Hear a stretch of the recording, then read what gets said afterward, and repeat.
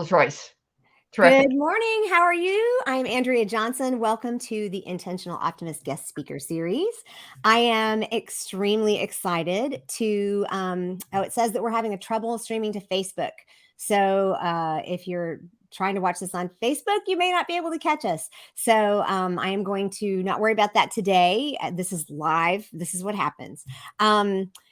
But I am excited to share with you my new friend, Diane Pleuss, who is a franchise fitter. She is a franchise matchmaker, and she is the guest on our podcast, the Intentional Optimist Unconventional Leaders podcast this week. Welcome, Diane. Hello, Andrea. It's so nice to be here. Thanks for inviting me back. I have to tell you, putting together this podcast after we spoke back in like January or February to record the thing, and then reviewing it and getting it ready for putting it out for publication. I was just completely re-energized again, and I'm kind of all abuzz about the options that are available, especially for small business owners to be a franchise owner instead of doing it all by themselves. And so I'm excited to get into that and to share with people what the opportunities are for them. And before we do, I just want to, if you're new to us, if you have never watched one of our guest speaker series, this is just a series of quick little mini classes I do with my guests from the podcast. And my podcast is designed for women leaders. It is designed to empower you and to give you the idea of, or to help you see how other women leaders' stories can truly be something that you can accomplish yourself. And Diane's story is beautiful. You can go listen to it on episode 84. All of my links are in my bio. And if not, you can just DM me or something and I'll give you the podcast information, but it is available on all the different players, especially Apple Podcasts. So what we do here is then, instead of necessarily getting your story, what we do is we just let you tell us your expertise. So one of the things that we're going to talk about today is why my mind was so blown. I am an entrepreneur. I'm a small business owner, and I love helping other women be entrepreneurs and small business owners. So Diane, tell us what you do that is different and how you actually work with small businesses as a franchise facilitator, connector, fitter. Sure.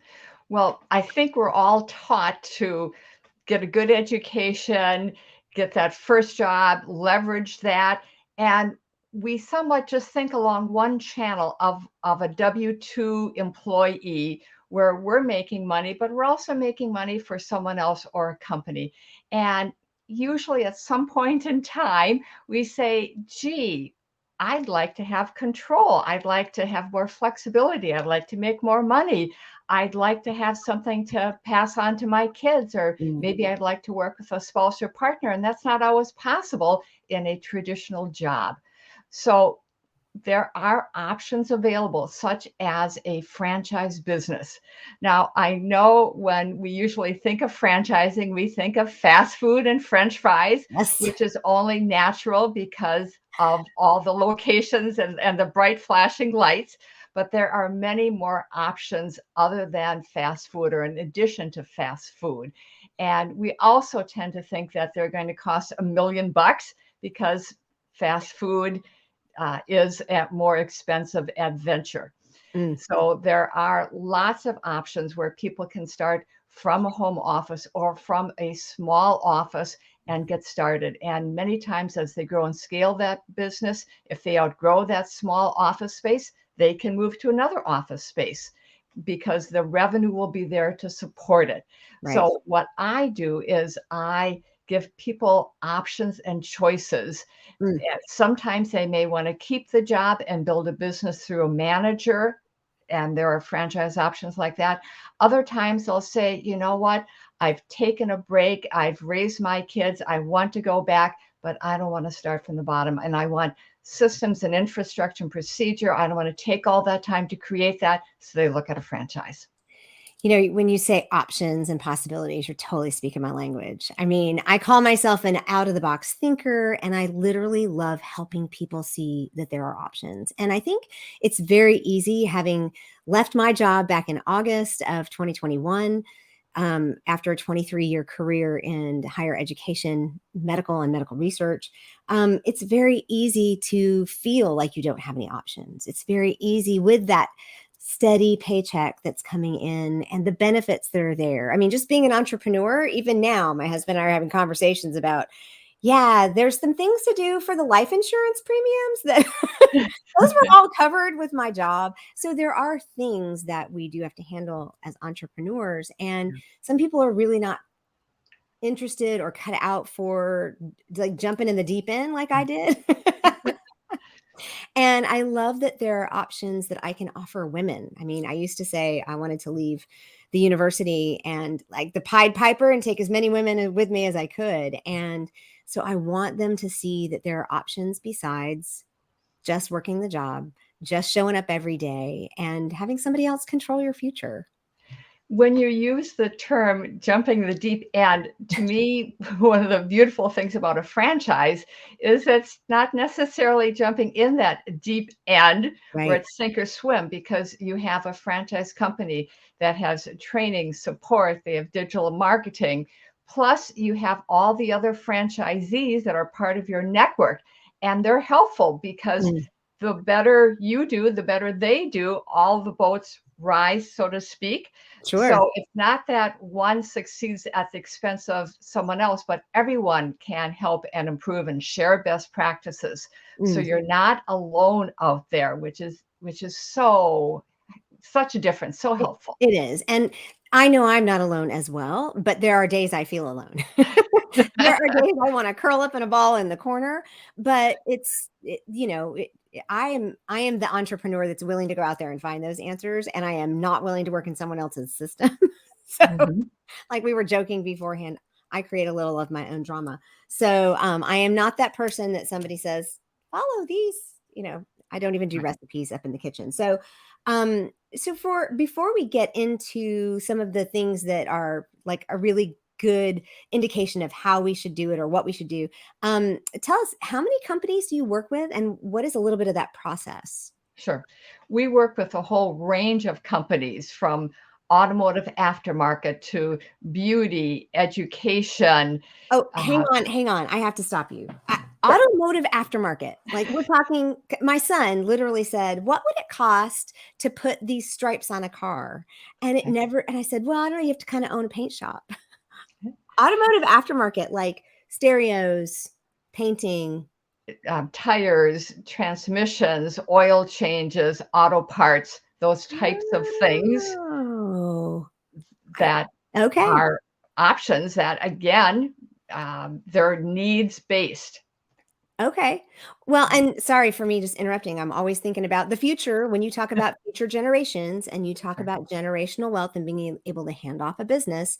I don't know that my coaching business and my personal business is going to be one that my son would take over as the intentional optimist, but to set him up as well in something like that, I'm always looking for that. So I'm sorry, you said automotive stuff and beauty, and I think you said Um, edu- cleaning. ed- Education, Mhm. um, hair salons, massage studios, and there's a whole host of what we call service-based businesses where you are providing a service, and that's not necessarily you personally. Most of the time, these are called executive models, where Okay. you're managing the business, you're hiring the techs or the crews, and they're providing the service.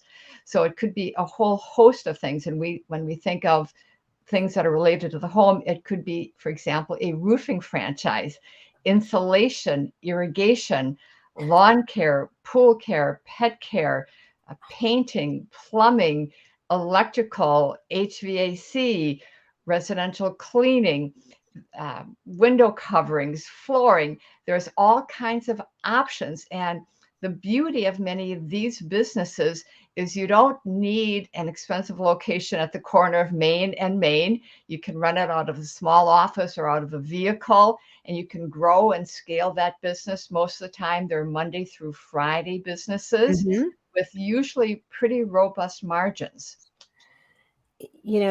Of course, now I'm stuck thinking about my son, right? Because he's about to be in 8th grade, so they're going to start talking about careers, and he already went to one of the career fairs over at the high school. They just walk him over there next door, but even hearing pet care and I have a pool, so pool care and And the um, beauty of something like pool care is its recurring revenue. So again, when you start thinking as a business owner and you walk around that desk from being a consumer to being the owner, and you say, gee, if I do a good job and I get these contracts and I become that pool service provider and my Mhm. checks are going out there regularly, that's a very nice business with predictable income that you can grow and scale. And you usually start year one with X number of pools that you're doing. And then, of course, each year you're adding to that. Mm. Well, and it's you can choose too. In my area, like it's currently on my husband's list of things to do today to schedule opening the pool. Um, so just like getting home, Right, but in some areas, this is going to be more of a seasonal business, right, which actually might work for people. right. And so I just see even more options and more options. Yes. Also, many people aren't aware that there is what we call a manage the manager option. So, people that have a job or aren't quite ready to leave it, we also call this a transition strategy. And for people that are in industries that are volatile, we call it the safety net option.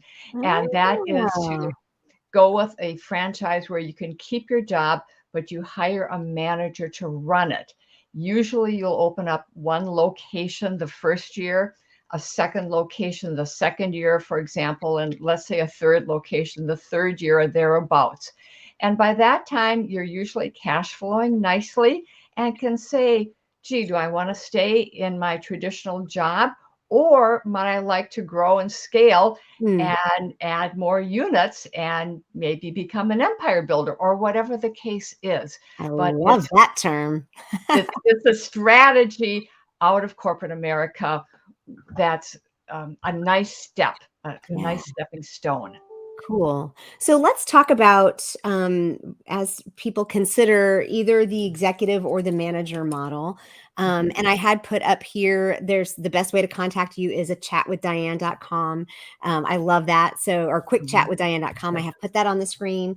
And, but let's talk about how people kind of think about whether or not they want to do this. And you kind of gave me a few points that we could talk through. And the first of them is talking about transferable skills. I talk with women about this all the time, but let me tell you, they don't think they have transferable skills. How do you talk with them about that? Well, I think many times women tend to be the helpers, the supporters. Sometimes we don't give ourselves enough credit. Mm, And if you're a mom, if you're juggling schedules, if you're arranging things, those are all skills and talents that you've developed. It may not be in the traditional business setting, but you're keeping a household organized mm, and you're probably managing a financial budget as well. So look at some of those things with intention and say, look at what I'm doing. Are those transferable skills that a business would appreciate that you could use in a franchise, for example? And usually, with some additional training, you can mm. say, yes, I can do that. Or I'm very good at managing people or talking with people. I would love nothing better than to be the mayor of this business in my community, so to speak, and do some of that outreach. And the beauty of that is it doesn't cost additional money. Again, you're not spending money for an expensive location. Mm. You're using some of your inert abilities and personalities. So I don't need to walk into a meeting with you or franchise corporate businesses and say, here's my resume. I have a college degree in this and I have this experience. So usually a franchise company is looking for the person who has a certain amount of confidence in themselves, a person who is coachable, who says, I can learn this, I Mm, can do this, just help me with this, show me how to do it, and I will do it. They have that fire in the belly. They mm, want something more, whether that's more freedom, more flexibility, more income. uh-huh. And they say, if you show me and teach me and fine tune some of my skills, I can do this. So they're looking for that person with a little bit of that grit and that determination because it's not going to be easy. Yeah. It's going to be work and effort, but certainly very much worth it. Well, and it's really nice to know that they are looking at you. they're not looking at your resume necessarily. And as a hiring manager for several years, it was, you know, the doctors wanted to look at the resume. Well, this person went to Brown. I'm like, I don't care. Right. Can she schedule something on the calendar? Mhm. Or can she learn, or is she willing to learn? So I love that that's what they're looking for. Exactly. And have that pedigree, if you graduated from an Ivy League school, if you have an advanced degree, obviously they're going to be appreciative of that. Sure. And many times people are surprised when they start looking at a franchise and they see the number of professionals that have businesses, such as the number of accountants or attorneys or even doctors. For example, I work with an anesthesiologist who bought what we would call a manager-run business because wanted an additional revenue stream and wanted to diversify. Mm, So again, the franchise company is more interested in you as a person nice. and what are your goals and what do you want to achieve, and does that align with what they are looking at as well? Nice. So if they're looking at me as a person, Mhm. what is it about being in a franchise that is a little different than being in a business or by Well, myself, right? sure. Well, the advantages to me are that you're starting with a proven system. You have this model to follow. You'll have numerous checklists, and you'll have things created for you. You'll have digital marketing. You'll have um, job descriptions written, all of those types of things. You'll have vendor relationships established. So you don't have to do all of that leg work. Mm, That's part of what you get when you join the franchise. Of course, some people want to roll up the sleeves and they want to do everything. They're the Renaissance person and they say, let me go, let me knock all those boxes off. Most of us say, gee, I would like to have those boxes there that I yeah. can check out and I can see that, well, they're way ahead. And I could never keep up with some of the things that they're doing and the best practices that are being shared and the do this, don't do that. And if someone else has made a mistake and I can learn from it and it doesn't cost me time and it doesn't cost me money, I'm appreciative of that. So And that I get that. Yes, I yeah, totally get that. There is a part of me that I'm always looking for ways to get accomplished what I need to get accomplished without having to learn it from scratch. right, And so there are different platforms I use, that kind of thing. But for right, me, I am a little bit of a, it's like, this is my own ideas. It's my own IP. It's not somebody else's business. But I know people who are very interested in being their own boss, but they don't have their own, what I'll call intellectual property yet. They right. don't have their own thing. So this sounds like a really good, and it's like, it gets you where you, I say a coach gets you where you want to go faster, but it sounds like a franchise can do that for you as well.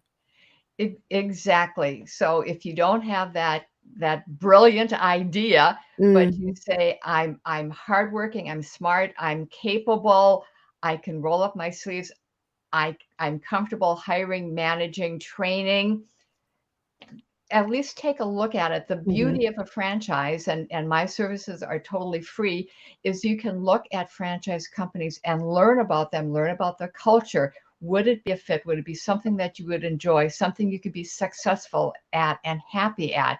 And you go through that whole process. We start with a questionnaire that is short, takes about 15 minutes to complete. Then we do a consultation call, and that is longer because I ask a lot of questions. I want to really understand the person and where they're coming from.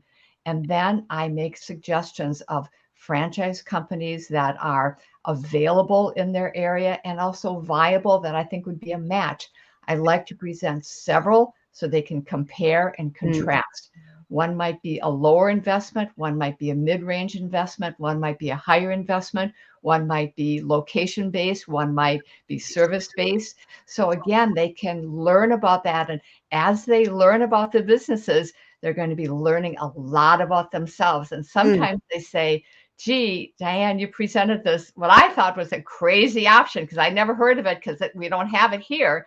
And yet, out of respect to you, I looked at it and you know what? It's an interesting option. Let's continue looking at it. Wow. So and a franchise isn't for everyone, but I still think it's a win-win, because if they decide that no, they want to go back to corporate, or they want that traditional job, usually they go back with renewed interest and zest. And to me, that's still a win. And then I Sure. just ask, keep me in mind when you meet other people that might like to look at a business. Well, jumping ahead, what if they do this and 2 years down the road they go, oh no, you can sell.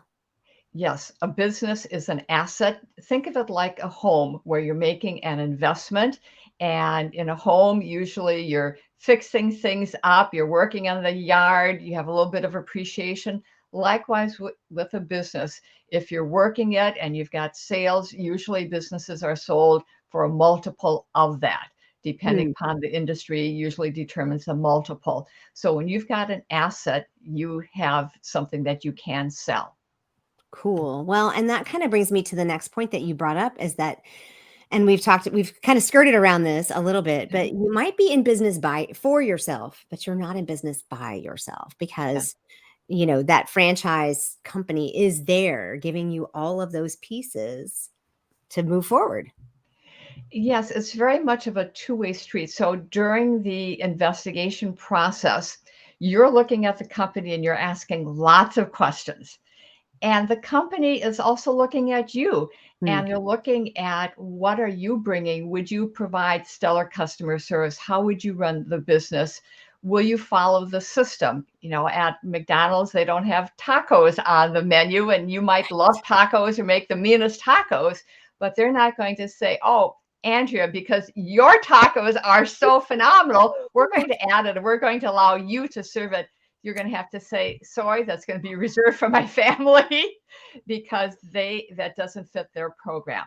Hmm. So it's a two-way street. Good companies award a franchise. So you have to, again, qualify financially as well as having the skills and that desire. Well, let's just talk about that financial piece for a minute here then, because I've you gave us some on the podcast. If Right. y'all have not listened to the podcast episode, she did walk through a couple of options for financing. And you did mention a minute ago that it is like buying a home. And most of us do not slap down cash for a home.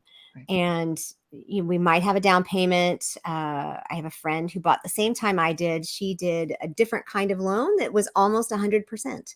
Mine had some cash and then we did a loan. So what are the options and yeah, how pricey really is it when you say low, medium, and high? What are people looking at and how affordable, or I guess, is it attainable is the word I'm Sure. looking at? Yeah. Sure. From a funding standpoint, most companies want you to come to the table with about 30% that you could put down for the business and be able to finance the balance, whether that is with an SBA loan. Sometimes people use equipment loans. Many times people will look at their retirement funds, their 401k, and those can be rolled into a business without penalty and without problems, and allow you to use that money and leverage it. So it's really Hmm. an equity start rather than a debt start. There are companies that specialize in that. I can make introductions there. So that's another option. Again, that we're somewhat told, oh, don't touch that, you're going to pay a penalty. But when you Yeah. roll the money into your own business, you create a C corporation to do that, you can do that. So a lot of people say, oh, well, that's my money. And I feel much more comfortable using my money and having control rather Right. than having it invested somewhere where I don't have any control. So again, it's another option. If a person is a veteran, franchise companies love veterans, Okay. and most companies will give a pretty nice discount off the franchise fee. Uh, Two reasons. One, to say thank you for your service, Mm-hmm. but also they know that veterans are used to following systems and procedures, and they usually have great management skills. So Sure. they usually outperform the average franchise owner. So it's another incentive to say, hey, we would love to have you. And not every veteran fits into the civilian world either. And they do tend to like franchises. That is fascinating. I know some veterans. Now, the last piece before we close out here is that you mentioned, like for instance, rolling your 401k in. People are told, "Don't touch that. That's your retirement." But basically, what it is, you're investing in yourself. Yes. But that sounds like it's more for people who have had a career and have money in a 401k, right? I mean, if you're young, you may not. Right. So let's talk a little bit about, is it mostly for people who are, I don't know, at a certain stage in their life, or young people, or does it matter? Yeah, it doesn't really matter. I think most of the time, people tend to be a little bit older and have maybe the time to gain more confidence themselves or appreciate the skills that they have and accumulate some assets. And yet now we're seeing many of the younger people looking at that option too, because they approach work totally differently than my generation. So they see it again as an option. Mm. And I can think of one person I worked with who had bought a franchise and came to me and said, "Okay, I bought this, I grew it, I sold it, I'm ready for the next one." Somewhat Wow. similar to buying a starting house and then going on to the next. And I asked him, "So why did you buy that first business? Why did you select that one?" And he started laughing and he said, "Well, it was the only one I could afford." But he said, "I knew I had confidence in myself and I knew I wanted to work for myself and have the benefits come back. So it was a place to get started. And now I'm ready for something else. So I'd like to look at more options." So again, Super I smart. don't ever want to be limiting. And sometimes when I talk with people and we'll look at their situation and I'll say, "Okay, this is what we need to get started. Let's talk again in a year." And people do come back. Yeah. So, or sometimes they will find, I've also worked with a parent and adult child situation where the parent can be the financial investor and Hmm. the adult child can be the sweat equity person. And that has also worked well. I've worked with brother and sister combinations. Okay. So when you start looking at things a little more creatively, sometimes there are options available there too. Well, and when we talk about the point here is that a franchise will meet you wherever you are in your entrepreneurship journey. And I know for a fact when the entrepreneurship bug bites you, it's not going to go away. And my story that I famously tell is that I've been trying to be an entrepreneur since I was 22 and I'm 55. Okay. And but I started with multi-level marketing. We did get into that a little bit in the Right, podcast, and that there is a difference. And some of right, my takeaways were, because I have the experience in multi-level marketing, it was nice for me to see, here's the franchise, here's the right, multi-level, and then here's business for yourself. I could right, see all three. Right. right. But I did Amway and I did Mary Kay. And so for me, finally discovering where I would land, it's still, the bug was under my skin. It Sure. was not And going away. and with that, you had to manage your time. I'm assuming, Andrea, that you weren't sitting on the couch watching soap operas, eating bonbons. Nope. You were responsible and you were making things happen. Yes. And I loved the story of the younger person purchasing their starter company and selling it. And it just really puts working for yourself in a whole new light and a completely different perspective. One thing that we're seeing now that is interesting is there are families of franchise brands, usually in the service industry. So someone might start off with, let's say, a residential cleaning business where they're not doing the cleaning, but they're hiring the Mhm. teams and the crews. And then they might say, "Gee, I'm ready to expand, but I don't want to expand geographically, but I would like to expand vertically." So maybe they say, "I know all my homes that have pets, and a lot of them have pets and they need grooming. So maybe I'll add on a grooming franchise Mm, or a window covering franchise or a pool cleaning franchise or a lawn sure. care franchise." And they know those customers and the customers know them. They've established a relationship. Many times they'll have similar billing, infrastructure.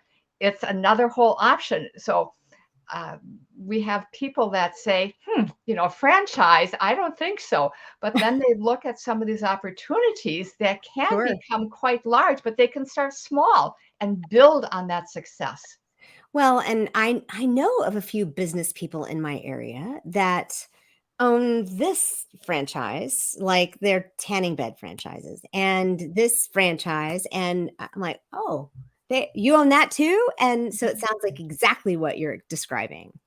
Yes, and that's a little bit of a newer option, and there's some synergies there too. So again, those are things that we discuss during that consultation call to see, is that something they would be interested in or not? And most of the time people want to start with some baby steps and make sure that they're successful in laying that solid groundwork. And other times I work with people who say, let's do it. The market is ripe. And right now is a phenomenal time because the economy is bouncing back rapidly. Sure. And what is the biggest piece that you think is going to feed the franchising bounce back, if you want to call it that? I think franchises that are in that service-based industry, they are needed. They were called essential services. They operated during the pandemic. Mm-hmm. We have become a society of do it for me. We don't necessarily have the tools, the skills, the Sure. time. We would just as soon hire it out, but we want to hire it out to someone who's capable and competent. Yeah, and it just is. That's just who we are as a country. Yes. And now that's just really quick. Is this an international opportunity or is this strictly United States? I primarily work with people in the US, and it can be anywhere in the US. I've worked with people from New York, Florida, Midwest, California, Alaska, Hawaii. I was I like, I'll have own worked one in with Hawaii. That sounds yes, I've placed a couple of people in Hawaii. Interestingly, I've also worked with some people who want to come to the US and want that E2 visa. So I've helped a person who was a wow. Scotland Yard detective. I worked with some people who came from India. Right now, I'm waiting for documents to go through the immigration process, and the people are from South America. So Okay. doesn't happen often, but again, they see opportunity, and it is just a pleasure working with them because they recognize the opportunity and they Yeah. say, man, I'm grabbing it. We don't have that in the country I live in. Yeah. And that kind of puts a different twist and a spin on the American dream, right? It totally does. And Yeah. for them, the American dream truly is the American dream, is that opportunity. I just get cold chills talking about this. Is just so exciting. And so I've put your website on the bottom of the screen here, but I am going to pop back up the quick chat with Diane and have that be the best place that people can find you. Are there any parting words that people need to hear from you other than just give you a call? Give me a call. I'm always happy to chat with people. I like to be a resource. So if I can be a resource, let me know. And again, my services are free. There are no strings attached. And I like to encourage people to give themselves credit and explore. Take a chance on yourself. Yes. Yeah. And having talked to you several times now, I can vouch that you are delightful to have a conversation with. And I cannot imagine walking through a process like that because it takes several months, right?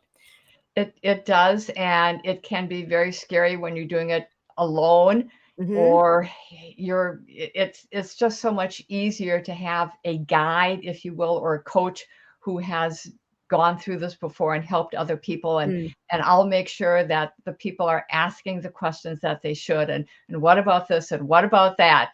right. And again, all those answers are out there, but we'll take the time to get them. And like I said, I can't imagine a more encouraging guide to have. Thank you so much. And if you want to learn more about Diane, check out her website and check out, or just do a quick chat with Diane.com. Super easy. And you don't have to worry about spelling her last name, but she is with Fran Choice. Yes. And there are over 600 companies that you work with, correct? Um, it varies. I think that's Okay. probably higher. We try to work with the best of the best in different categories. Great. Well, it's kind of like a friend of mine who likes, she says, I go to Whole Foods. And I said, why? I said, it's more expensive. And she said, I know, but they've already picked the best stuff. Mhm. So that way, this gives you the opportunity to work with someone and help them to see things, because a lot of times we can't see them in ourselves. Diane, thank you so much. This has been so informative again and very helpful. And I'm so excited we got to do this. Thank you, Andrea. I hope it was helpful for your listeners. Absolutely. Y'all, if you are in my Facebook group, this will be over in the guides section. And now it will also be available on my YouTube channel. So definitely check that out. The links are all in my bio. And I will see you next time. Thanks, Diane. Thanks, Andrea.